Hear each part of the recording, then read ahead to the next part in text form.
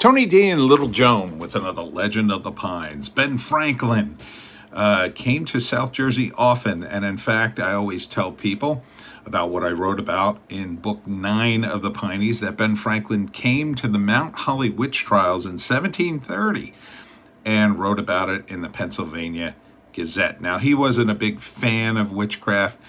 He was very much a man of reason and science, and he wrote about witchcraft very satirically, and especially of the trials. But often when I'm out doing a talk or selling the book and mentioning that, people will ask me, well, does this have any tie to the Salem witch trials? And I always say no, because this was years before Franklin was born.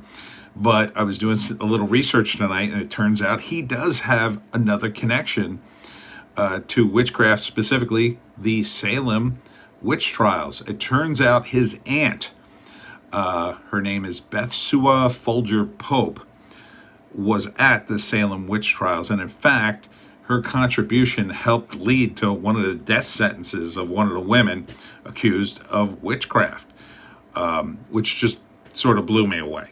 Now, Franklin himself, his interest in witchcraft was more of like, I would say like debunking it, using his reason and science to say, oh no, this is the reason for the way things are. But interestingly enough, witchcraft was connected at the time in the 1700s to inoculation.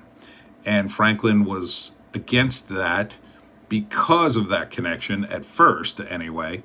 And there was some controversy and some debates over inoculating people with a disease so they recover from it, and so then they have a resistance.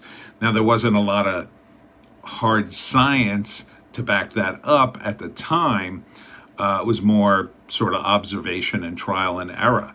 And the interesting thing about that topic is that George Washington was a huge proponent of inoculation, and he inoculated the troops, I believe, at Valley Forge. And a few of them did die, but much fewer of his troops overall died from the diseases that Washington inoculated them from. Franklin eventually turned around on the subject later, and because he was a man of science. And it's just very interesting how all the nooks and crannies of history unfold. Anyhow, you can read more about Ben Franklin in my books too, in book 9 and 17 of the Pineys.